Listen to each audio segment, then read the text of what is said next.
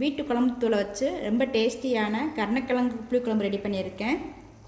Taste சூப்பராக இருக்கும். நீங்களும் இந்த மாதிரி வீட்டில் ட்ரை பண்ணி பாருங்கள். அதுக்கு முன்னாடி நம்ம சேனலை ஃபஸ்ட் டைம் பார்க்குறீங்கன்னா லைக் பண்ணுங்கள், ஷேர் பண்ணுங்கள், சப்ஸ்கிரைப் பண்ணுங்கள், பெல் பட்டனை கிளிக் பண்ணிடுங்க. சேனக்கிழங்கு புளிக்குழம்பு ரெடி பண்ணுறதுக்காக இந்த சேஃபில் சேனக்கிழங்கு கட் பண்ணி வேக வச்சு எடுத்து வச்சுருக்கேன். 50 கிராம் அளவுக்கு சின்ன வெங்காயத்தை உரித்து வச்சுருக்கேன். 2 பெரிய தக்காளி கட் பண்ணி வச்சுருக்கேன். ஒரு 7 பல் அளவுக்கு பூண்டு உரித்து வச்சுருக்கேன். லெமன் சைஸ் அளவுக்கு புளி ஊற வச்சு எடுத்துருக்கேன். மஞ்சள் தூள், மிளகாய்த்தூள், வீட்டு குழம்புத்தூள், தாளிக்கிறதுக்காக கடுகு, வெந்தயம், கருவேப்பிலை, மல்லி இலை, தேவையான அளவுக்கு எண்ணெய் எடுத்துக்கோங்க. தேவையான அளவுக்கு நல்லெண்ணெய் சேர்த்துக்கோங்க. எண்ணெய் ஹீட் ஆயிடுச்சு. கடுகு சேர்த்தாச்சு. கடுகு பொரிஞ்சாச்சு. வெந்தயம் சேர்த்தாச்சு.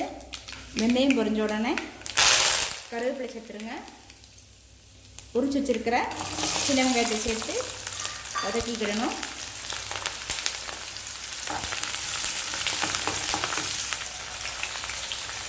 வெங்காயம் வதங்கும் போதே பூண்டையும் சேர்த்து வதக்கிடுங்க. வெங்காயம் பூண்டு ஓரளவுக்கு வதங்கிருச்சு. இப்போ கட் பண்ணி வச்சுருக்கிற தக்காளி சேர்த்துக்கிடணும்.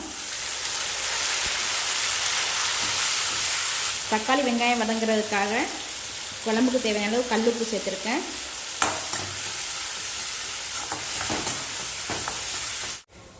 தக்காளி வதங்கிக்கிட்டு இருக்கு.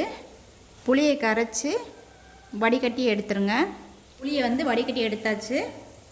புளி கூட கொஞ்சமாக மஞ்சள் தூள், 1/2 ஸ்பூன் அளவுக்கு மிளகாய்த்தூள், வீட்டு குழம்பு தூள் 2 ஸ்பூன் சேர்த்துருக்கேன். மிளகாய்த்தூள் உங்களுக்கு காரத்துக்கு தேவையான அளவு சேர்த்துக்கோங்க. இது எல்லாமே நல்லா மிக்ஸ் பண்ணி விட்டுருங்க. இது எல்லாமே நல்லா கரைச்சி எடுத்துட்டு வதங்கிக்கிட்டு இருக்கிற தக்காளியில் சேர்த்துக்கிடணும். நல்லா கரைச்சி எடுத்துட்டேன். தக்காளி வெங்காயம் எல்லாம் நல்லா வதங்கிருச்சு. இப்போ வேக வச்சுருக்கிற சேனக்கிழங்கு சேர்த்துக்கோங்க. சேனக்கிழங்கு சேர்த்துட்டு நல்லா 1 நிமிஷம் வதங்கட்டும். சேனக்கிழங்கு வேக வச்சு சேர்த்துக்கோங்க. புளி சேர்த்த பிறகு கிழங்கு வேகாது. அதனால் ஃபஸ்ட்டே வேக வச்சு சேர்த்துக்கோங்க.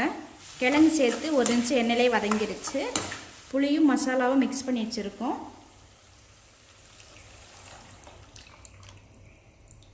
அந்த பாத்திரத்தை அலசி குழம்புக்கு தேவையான அளவு தண்ணி சேர்த்துருங்க.